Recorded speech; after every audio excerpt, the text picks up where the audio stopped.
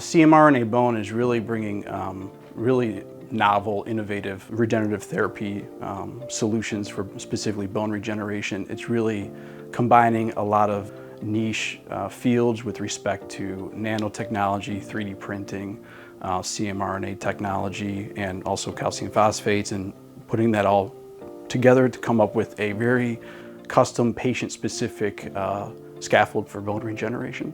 I think that's very important because bone diseases impact hundreds of millions of people worldwide every year. And I would say that this provides a really great opportunity to society to be able to have such a technology be accessible to the public, to affect so many people, to improve their quality of life. With the cmRNAbone project, the main objective we wanted to have is to develop a technology which we could use to help treat patients, and then have this translational technology where you could have a material delivery system which would provide cells with stimulatory molecules, which then leads to new bone formation. During my PhD project, we work on large bone defects, and you can imagine that when people have an accident and they have a bone fracture, that this normally heals quite well. But maybe if you have a large bone defect, this cannot heal by itself. And then if this doesn't heal, you end up with a non-union, so the bone doesn't bridge. And we're working on this clinical problem, and we're trying to help the bone promote this regeneration.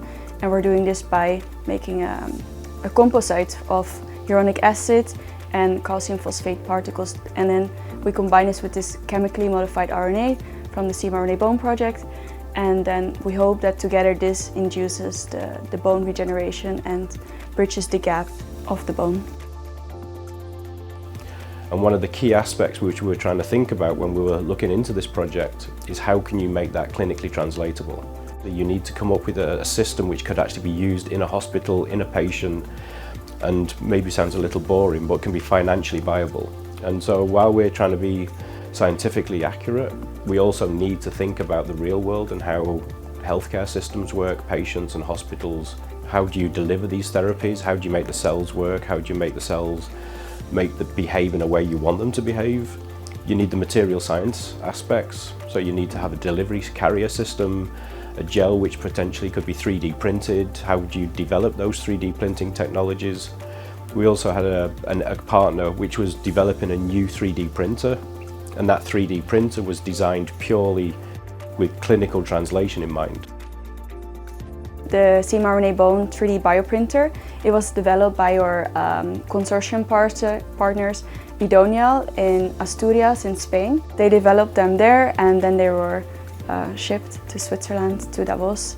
It's like other 3D printers, but this printer specifically, so you can imagine you have a cartridge. It looks similar to a syringe. You fill it with the composite that we're making of this hyaluronic acid, with calcium phosphate, and maybe other materials you could use as well.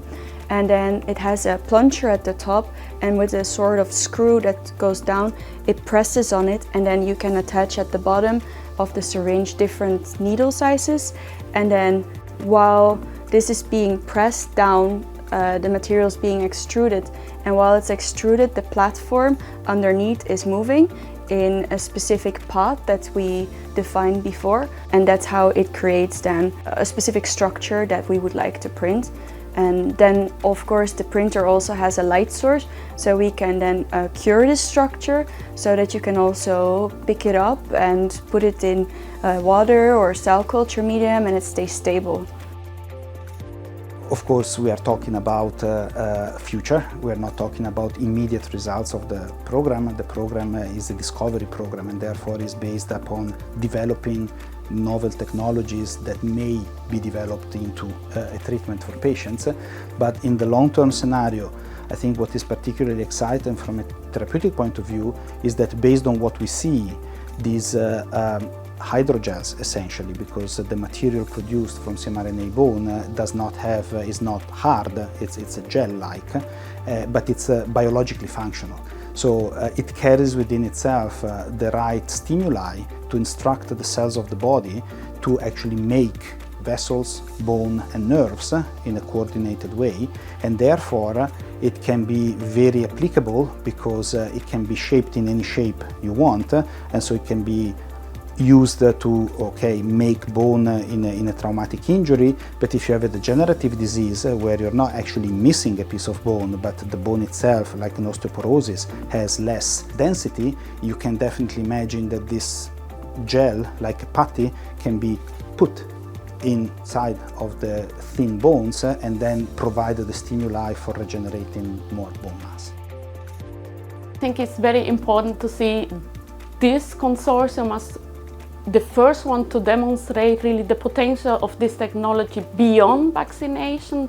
We know that chemically modified RNA are very potent for vaccination. We have seen that clearly as humanity during the COVID vaccination period. However, we are able to demonstrate that chemically modified RNA has a potential for tissue regeneration. Together with my group, before cmRNAbone, we were able indeed to conclude that these molecules were osteogenic. However, we were very focused on this process. With cmRNAbone, we have been able, with the entire consortium, to prove these molecules can induce regeneration of different tissues and different processes. Important to highlight here is indeed that it's affordable. So we have been, in the context of bone, many years investigating gene therapy by using viral delivery of plasmid DNAs. And in comparison to that, it's very attractive that messenger RNA technologies can make this affordable, which traditional gene therapy cannot. We have seen products being removed from the market just because they are not affordable for the healthcare system. And that can be a completely game changer for messenger RNA. So we can make this technology affordable, available for all the population and the healthcare system that need to put this technology in place. It's efficient, it works, high tolerability.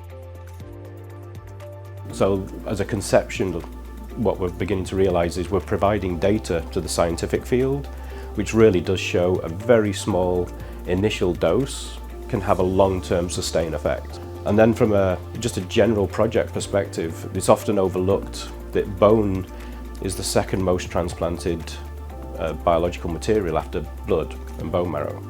So this need for new bone substitutes is huge. And at the moment, the clinician would take some bone maybe from the hip of a patient, but you can't take all of it.